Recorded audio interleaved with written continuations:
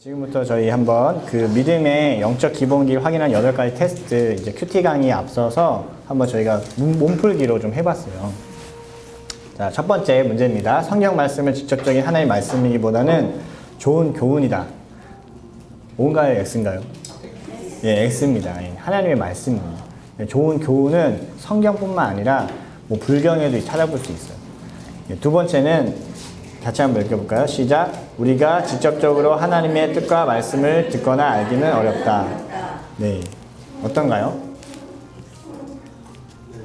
아니라는 건 알겠는데 정말 어려워요. 머리로는 이제 아니라는 건 알겠지만 어렵다는 거죠. 맞아요. 어려워요.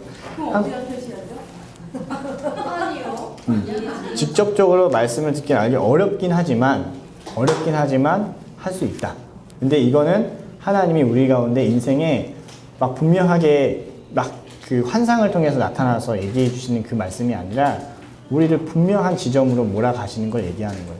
그래서 하나님의 뜻과 말씀을 이걸 직접적으로 알기 어려우면 어떤 식으로 우리가 찾게 되는 이 오해가 되냐면 이제 누군가를 찾게 돼요. 어떤 이 암호책을 해독해 줄 사람을 찾는 거예요. 그게 바로 대부분의 교주들을 찾게 됩니다. 이건 내가 풀 수 있어. 이건 성경은 암호책이 아니에요. 이 요한계시록만 해도 우리는 되게 두렵게 생각하지만 어린아이가 가장 읽기 좋은 책입니다. 환상과 이 영화같이 마치 우리 가운데 그 반지의 제왕과 같이 이렇게 나오는 거예요. 그래서 반드시 예수 그리스도가 승리할 것을 요한계시록도 설명해주고 있는 거예요. 그러니까 이거는 하나님 우리에게 비밀의 계시긴 하지만 누군가만 풀 수 있거나 누군가만 볼 수 있게 만드시는 게 아니고 생명에 관한 책이고 이 생명에 관한 책은 하나님 우리 가운데 직접적으로 얘기하시는 거예요. 예. 우리 한 사람 한 사람 가운데 얘기하는 거예요. 그래서 누군가를 통해서만 할 수 있는 건 아니다. 그럼 도움을 받을 수는 있다. 우리가.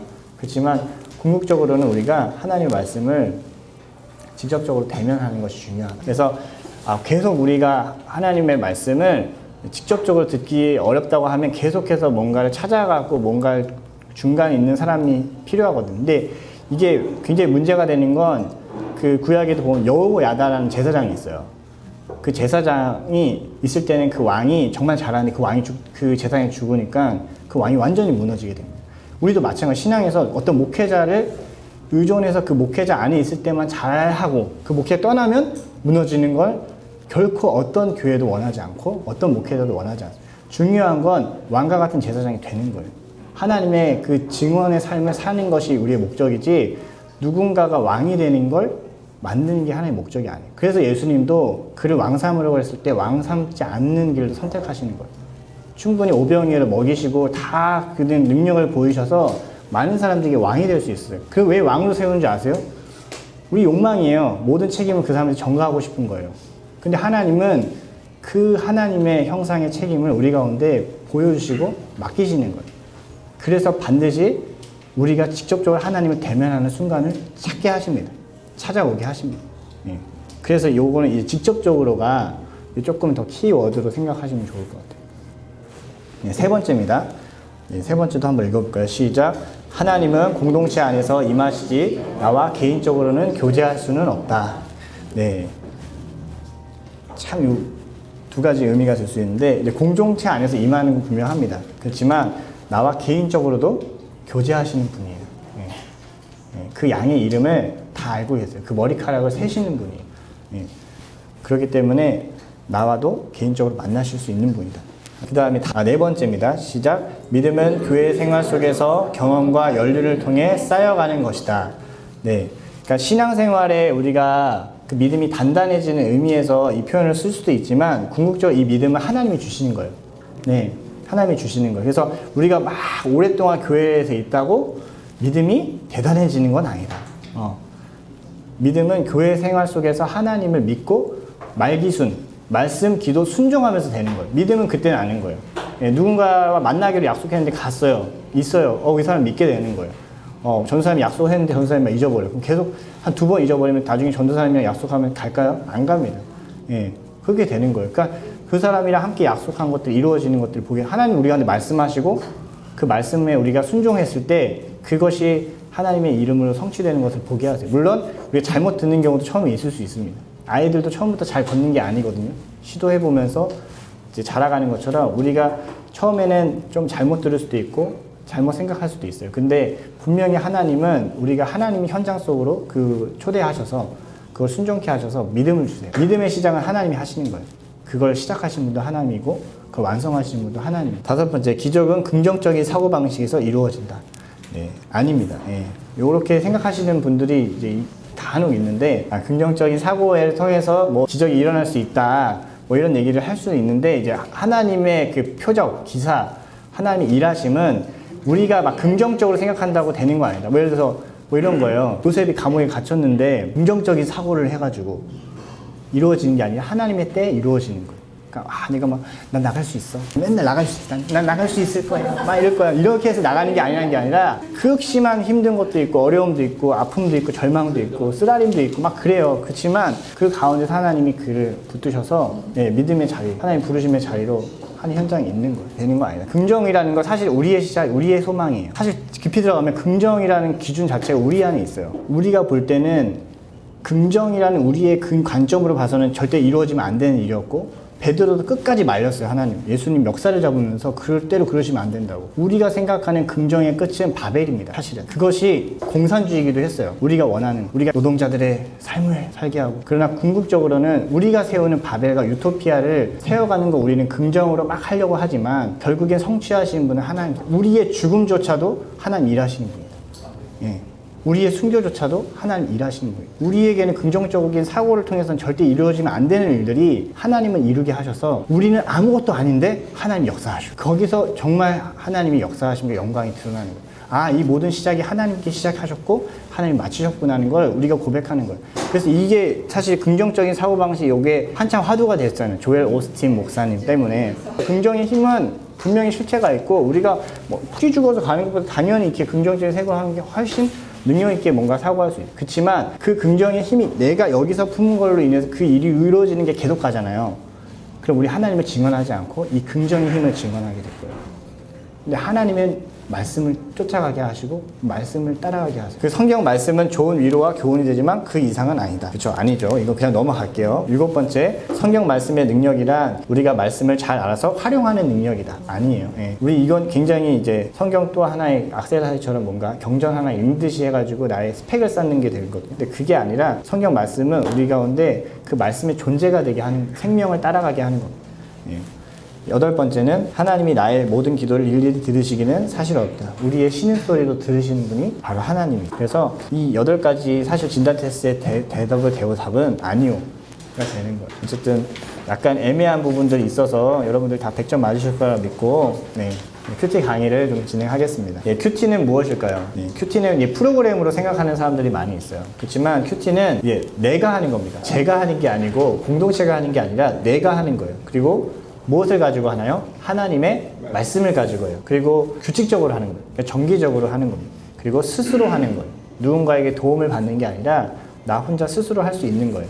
그리고 매일 하나님의 말씀을 듣는 것이 이 큐티 훈련의 가장 중요한 거예요. 그래서 quiet time, 조용한 시간, 뭐 경건의 시간, 이렇게 번역을 할 수 있어요. 그럼 큐티의 목적은 무엇일까요? 하나님과의 교제입니다. 여기 갈라디아서 4장 19절 말씀 우리 한번 읽어볼까요? 시작. 나의 자녀들아, 너희 속에 그리스도의 형상을 이루기까지 다시 너희를 위하여 해산하는 수고를 하노니. 자녀가 되면 닮게 됩니다. 자녀는 반드시 닮아요. 전용기 집사님 둘째 하진을 볼 때마다 전용기 집사님이 너무 생각이 나요. 저를 보면서 수원이를 생각하시는 분도 있다고 들었는데, 그만큼 자녀는 그 부모를 닮게 돼요. 근데 우리에게 하나님 목적하신 건 그의 아들 그리스도의 형상을 닮게 하기 위해서 하시는 거예요. 그분과 교제했을 때 가능해요. 그분과 함께 만났을 때. 부부가 닮는다고 하잖아요. 왜 닮습니까? 시간과 공간을 묶어 놓으신 거예요. 하나님 약간 억울하게 묶어 놓으신 거예요.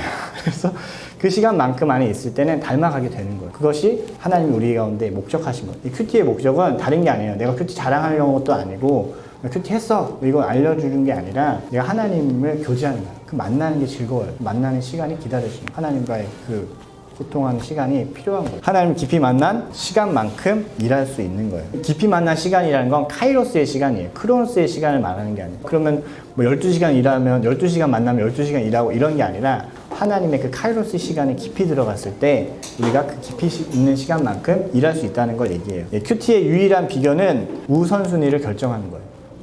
사실은 우리가 큐티가 대부분 안 되는 이유는 이제 큐티를 내가 결정하지 않는 거예요. 사실 아침에 딱 일어나자마자 나는 하나님 만나겠다. 아니면 뭐 밤에 늦게 자기 전에 하나님 난 만나겠다. 누가 건드리지 못해. 막 그런 시간이 있어야 된다는 거예요. 그게 5분이든 10분이든 있어야 되는 거예요. 근데 그렇게 우선순위를 결정하지 않으면 그 시간이 다른 것에 놓이게 됩니다. 다른 것에 빠지게 됩니다. 뭐 이만큼의 시간은 내가 분명히 하나님께 드리겠다라고 결정하는 우선순위가 중요한 거예요. 그래서 우리가 막 일이 많아요. 일이 너무 많을 때 저도 막 교회 일이 많고 사회 많으면 막 그 생각, 이것도 빨리 해야지. 그러면 큐티 못 타요. 이것도 빨리 끝내고 해야지. 이러면 절대 못 합니다. 저도 몇 번 해봤는데 이거 막 하다가 일이 꼬여가지고 막 2번 하고 3번 하다가 이미 시간이 없어요. 그게 아니라 그냥 다 내려놓고 큐티 안 하면 일어나지 않겠다. 이런 마음으로 30분이면 20분이면 그냥 그 시간은 아무도 건드리는 시간이 아니에요.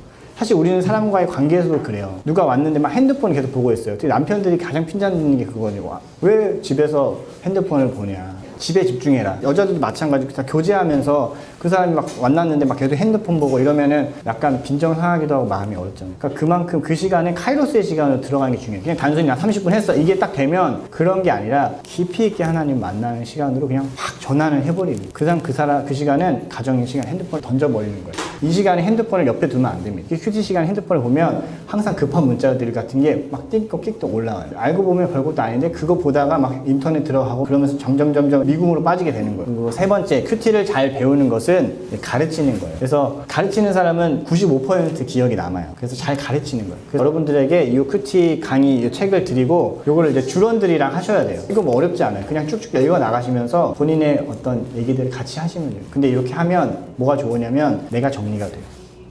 듣는 거는 5% 기억내요. 여기서 좀 지나면 큐티가 뭐지 또 이렇게 생각하실 수가 있어요. 근데 내가 말을 하면 95%가 기억이 된대요. 그러니까 저는 권면 드리는 거예요. 이건 주론들한테 가셔서 이 큐티 강의를 해보시라. 마음에 안 드는 문장이 있으면 좀 고치셔도 된다. 그렇지만 꼭 해보셨으면 좋겠다 라는 걸 권면 드립니다. 네 번째, 큐티할 때 주의할 사항이 있어요. 첫 번째는 다독과 기도를 경시할 수 있어요. 큐티는 짧은 본문을 읽게 되는 때문에 많이 읽게 하는 거를 경시할 수 있어요. 근데 큐티도 작은 것들을 봐야 되지만 많이도 봐야 돼요. 많이 먹어야 돼요. 그 전체를 흐름을 알아야 됩니다. 잘못 이게 읽게 되면 딱 그 부분만 가지고 너무 많은 걸 생각하고 머는 걸 결정해 버릴 때가 있어요. 근데 사실은 별거 아닌 의미일 수도 있거든요. 숲을 보지 못하고 나무만 계속 찍어나는 거예요. 너무 깊이 들어가면 그게 전혀 의도와 상관없는 내가 원하고자 하는 욕망으로 바뀔 때가 많습니다. 그렇게 해서는 안 된다. 그리고 기도를 경시할 수 있어요. 그냥 짧게 말씀 보고 이렇게 하는 부분 때문에 그냥 나 큐티에서로 기도를 그냥 안 하는 거예요. 근데 기도의 시간은 하나님과 씨름하는 시간이에요. 그 시간은 반드시 있어야 돼요. 그 시간은 확보돼야 된다는 거예요. 충분하게 확보되는 것이 중요하다는 거예요. 그리고 두 번째는 공동체에 속해 있는 것이 중요합니다. 아까도 말씀드렸듯이 계룡산에 혼자 올라가서 큐티하는 분들이 있어요. 근데 그런 분들이 계속 이상한 계시를 받아가지고 내려오시는 분들이 있어요. 그래서는 안 된다. 공동체 안에서 큐티는 나눠지고 점검돼야 된다. 혼자의 생각으로 풀어내서는 안 된다는 거예요. 세 번째, 기계적으로 하게 될 때는 잠시 쉬라. 막 너무 그럴 때가 있어, 내가 막. 큐티를 하는데 마치 주론들 그냥 하자고 해서 내가 계속 올려. 너무 기계적이야. 잠깐 쉴 수도 있다. 처음에는 정제감이 있을 수 있지만 그러지 말라. 잠깐 쉬고 그냥 하시라. 그리고 그럴 때가 있어요. 그 큐티를 순서대로 있잖아요. 순서대로 하는 거에 민감하신 분들이 있어요. 나는 여기를 건너뛰었으니까 다시 여기부터 해야지. 이러면서 막 거기서 못한 데부터 막 할 생각을 하는데 그러지 마시라. 그냥 넘어가시라. 오늘 본문만 그냥 읽으시면 된다. 이제 네 번째는 큐티 안 하는 사람을 정죄하지 말라. 우리가 항상 대부분 이제 저도 아내한테 괜히 큐티 안 해? 막 이렇게 정죄하면 안 된다는 거예요. 그 큐티는 하나님과 내 안의 관계예요. 그 사람에게 큐티 안 하는 정죄감을 심을 필요는 없어요. 그냥 큐티에 좋은 것들을 초대해 주시면 돼요. 너무 큐티에 너무 좋다. 오히려 그렇게 권면해 주시라. 그리고 다섯 번째, 못한다고 정죄감 갖지 마. 40일 동안 열심히 했어요. 근데 갑자기 하루를 못했어, 내가. 그날 갑자기, 내가 막, 괜히 막 그거 나눠. 사람들, 내가 오늘 너무 힘들고 죄를 많이 졌는데 내가 아침에 큐티를 안 한 것 같아. 뭐 이런 거부터 시작해서 나를 계속 정죄감을 갖고 나는 안 되나 봐. 이러면서 그다음부터 안 하거든요. 그럼 오늘 못할 수도 있지. 뭐, 그럼 내일 하자. 이렇게 그냥 가볍게 넘어가시라. 너무 이걸 가지고 막 씨름하면서 그때 내가 씨름 못할 수가 있을까 막 이렇게 정죄감을 갖지 마. 그때 하나님이랑 만나시라. 오히려 그 정죄감 갖는 시간에 큐티를 하시라. 그래서 신앙생활은 이제 마라톤과 같습니다. 그래서 우리가 인스턴트 신앙인 되길 원치 않으세요. 하나님은 그때와 그 시를 우리에게 알려주셨다, 알려주지 않으셨다? 그냥 알려주지 않는 거예요. 알려주지 않는 이유가 무엇이냐면 우리가 존재되길 원하시는 거예요. 예, 그때와 그 시를 알려주는 순간 우리는 존재가 되지 않고 연극합니다. 음주운전 그때와 그 시를 알려주면 그때만 음주운전 안 해요. 그 나머지 날은 어떻게 되나요? 음주운전을 계속 하는 거죠. 우리도 마찬가지예요. 그때와 그 시를 만약에 여러분 내일로 알려주셨다. 지금 회사 가실 거예요? 지금 갑자기 예배당 가서 괜히 막 기도하잖아요. 근데 하나님은 그때와 그 시를 알려주지 않으셨어요. 우리가 하나님의 거룩한 존재 되기 원하고 그만큼 우리가 말씀의 존재로 변화되기를 원하시고 증언하기를 원하신다는 거예요. 교회 안에서 최고 목적은 이제 살리고 키워서 보내는 데 있습니다. 이게 가장 중요한 거예요. 그래서 바로 이 자립하는 성도예요. 자립한다는 건 뭐 그 사람이 혼자 모든 걸 할 수 있다라는 의미, 능력을 얘기하는 게 아니라 그 사람이 하나님의 말씀의 존재가 되는 걸 얘기해요. 그 인생을 만나면 하나님을 보는 거예요. 우리가 전도할 때도 당황하시는 분들이 있어요. 전도 폭파 훈련할 때 항상 먼저 시작하는 게 뭐냐면 제일 오랫동안 교회 생활하시는 분들이 당황하는 게 누가 나한테 예수님에 대해서 설명 좀 해봐. 너 날 전도 좀 해봐. 이러면 급하게 당황을 하는 분들이 간혹 있어요. 그러면 그건 목사님이랑 얘기를 하면 좋겠다. 우리 교회 전도사님 있는데 그분 소개해줄게. 이렇게 얘기할 때가 있거든요.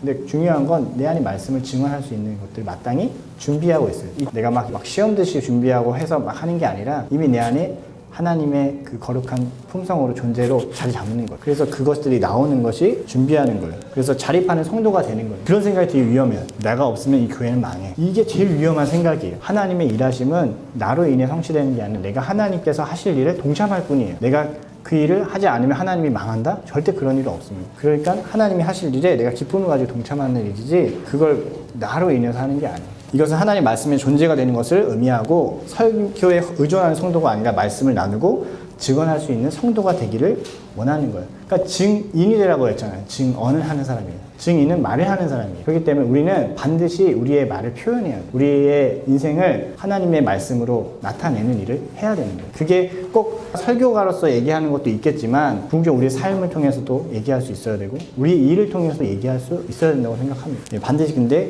그 일을 해야 된다. 그럼 큐티는 어떻게 해야 될 것인가? 첫 번째, 큐티를 위해서는 가장 준비한 준비는 땡땡땡땡으로 가야 합니다. 어딜까요? 바로 한적한 곳으로 가야 돼요. 여기는 이제 시간과 공간이 구별되는 곳이에요. 우린 막 이제 골방 만들기 막 해가지고 하는 것도 너무 좋은데 중요한 건 소음이 없는 곳이 아니라 하나님께 집중할 수 있는 곳이에요. 저 같은 경우는 이제 십자가 앞에 이제 우리가 기도회로 모이지만 여기 이 십자가 앞에 섰을 때 그 막 소음이 많잖아요. 그 십자가 자리 앞으로 갔을 때 하나님께 집중하는 시간이 생겨 자기만의 자리가 있어요. 그러니까 서건사님 같은 경우는 항상 2분단 쪽에 있으시더라고요. 근데 자기만의 어떤 자리인 거예요. 중요한 건 그렇게 내가 하나님의 시간 속으로 들어가는 자리가 있어요. 그걸 찾으셔야 된다. 단순히 공간이 조용한 곳이 한적한 곳이 아니라 그 내밀한 부분에서 하나님을 만나는 것에 능력이 있어요. 이 한적한 곳이 원어로 에레모스, 광야입니다. 내가 할 수 없다는 걸 아는 것으로 이제 기도의 현장으로 나가는 거예요.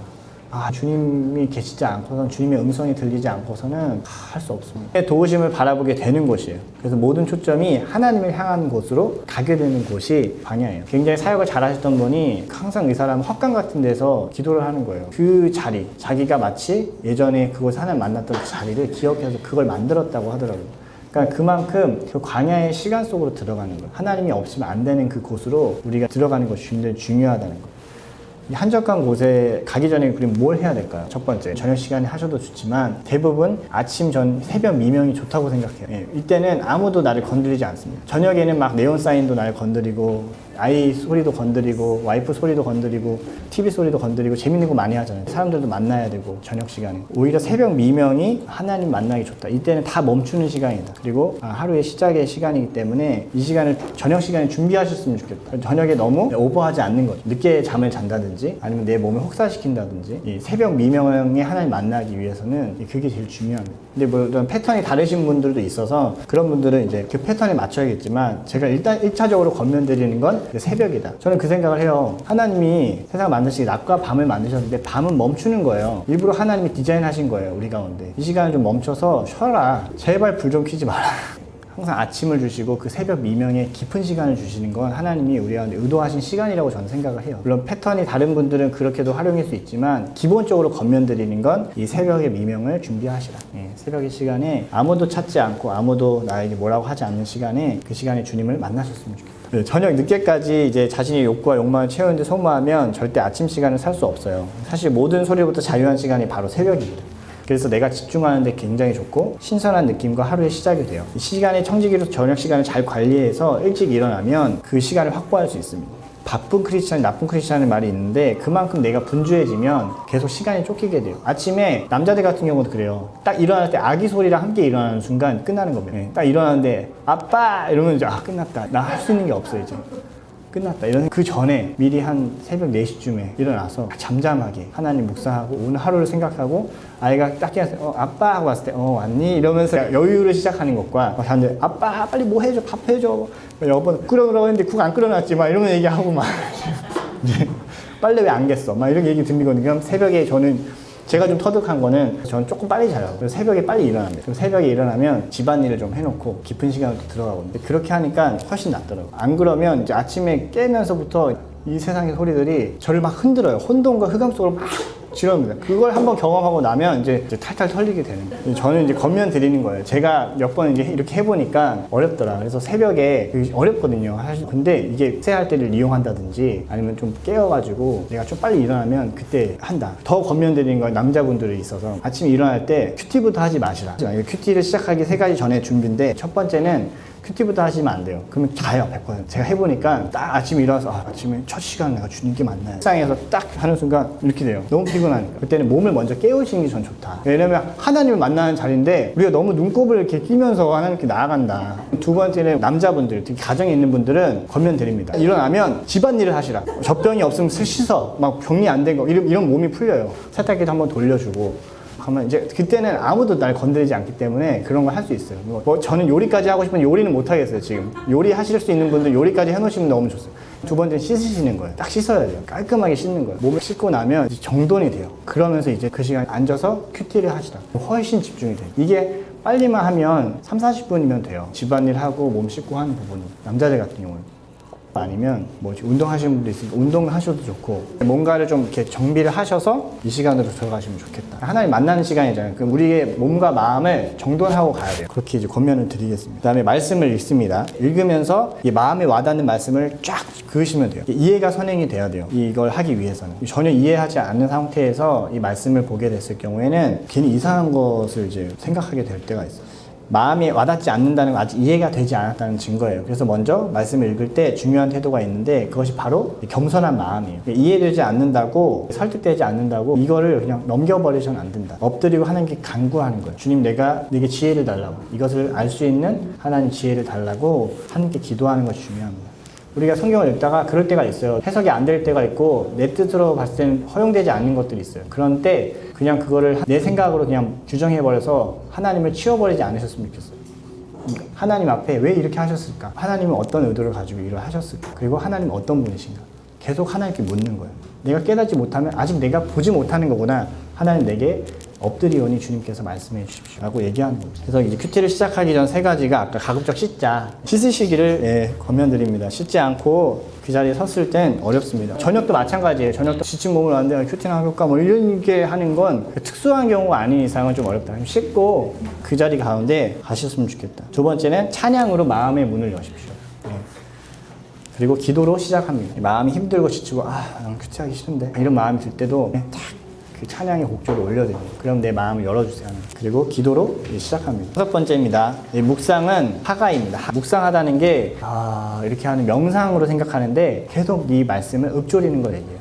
이것은 마치 곱씹는 거예요. 음식을 막 곱씹듯이 계속 반복해서 생각하는 거예요. 그래서 유대인들은 10살에 생년이 될 때까지는 이 학가다라는 걸 해요. 학가다가 모세 오경을 암송하는 거예요. 그리고 나서 하브르타가 돼요. 그러니까 처음부터 하브르타를 하는 게 아니라 학가다를 하는 거예요. 이게 재료가 없는 상태에서 강화하는 연습, 질문하고 너 생각은 어때? 이런 거 물어보면 안 돼. 얘네들 그냥 무조건 말씀 먹이는 거예요.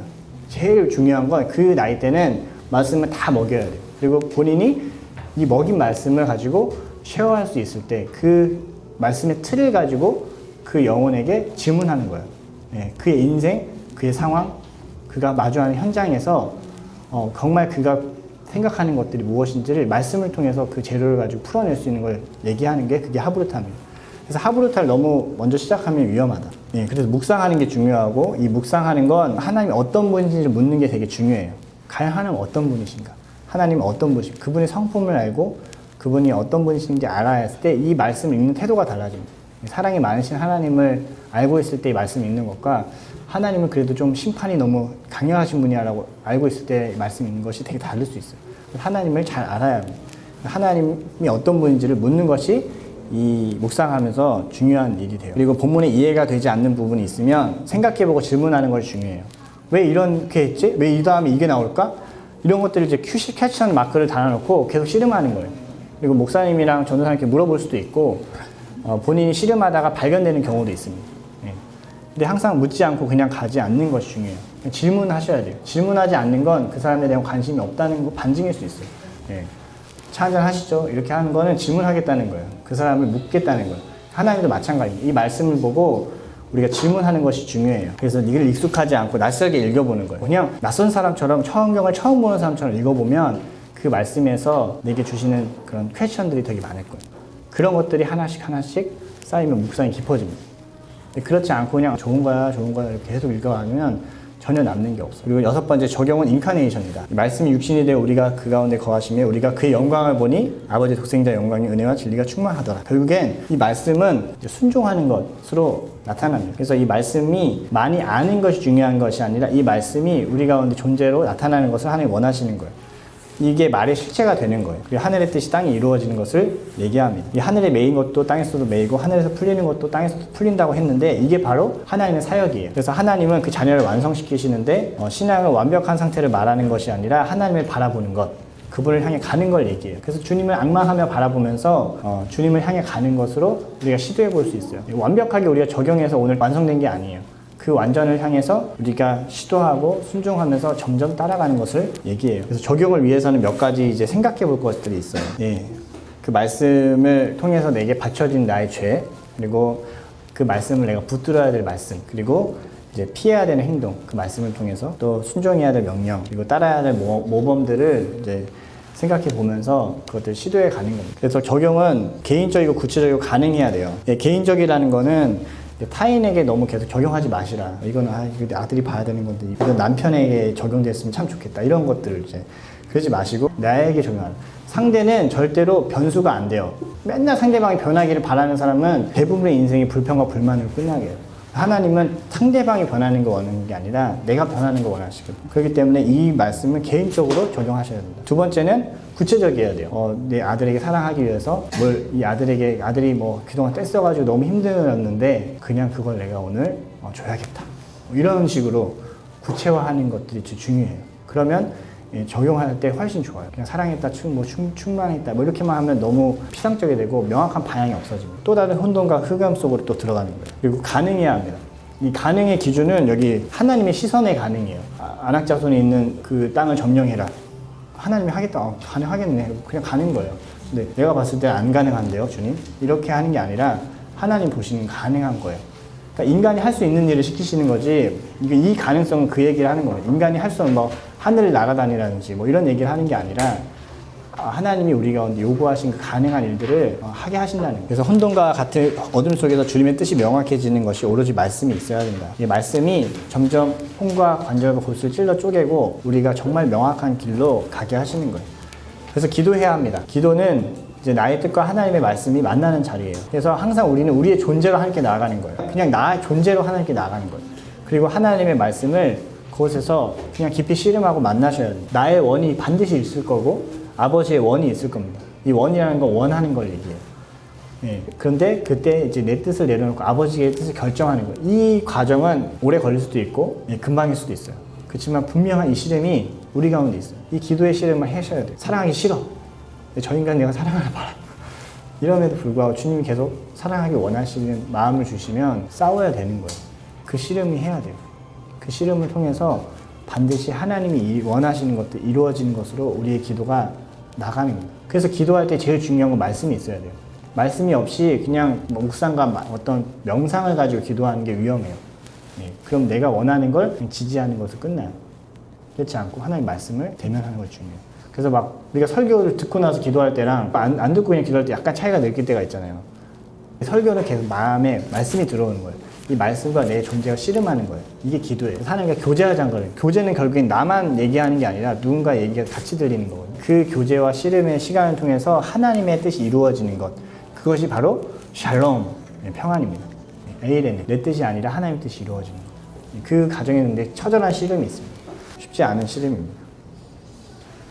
그때 이제 내 것을 내려놓고 하나님 것을 붙들게 되고 이게 되게 자연스럽게 돼요. 아, 내가 내려놔야지 하면 절대 안 내려놔요. 그냥 주님을 붙들면 어느 순간 내려놔 있어요. 그렇게 가는 겁니다. 여덟 번째는 이제 기록과 나눔이에요. 들은 것 아까 말씀드렸듯이 5% 남아요. 근데 이것을 표현하면 95% 남아요. 그래서 이제 말씀 보실 때 기록을 하시면 좋다. 그냥 묵상 내용이라도 기록을 하시면 좋다. 그리고 전자 기록으로도 하셔도 좋다. 그러면 이제 블로그나 이런 데에 올리셔서 본인이 계속 묵상할 수 있는 재료가 될 수 있어요. 그리고 큐티책 그것도 기록 많이 하신 분들은 나중에 곤란하시잖아요. 그 버려야 될지 말아야 될지 고민하시는 분들 많아요. 만약에 그걸 이제 전자문서로 남길 수 있으면 그렇게 해서 계속 묵상하시는 것도 좋고 그것도 이제 정리해 나가시는 것도 좋아요. 주제별로 내가 정리해 보는 게 중요해요. 그러니까 계속 책을 쓰고 강의를 해보는 거예요. 이걸 저는 줄장님들은 줄원들이랑 하시라.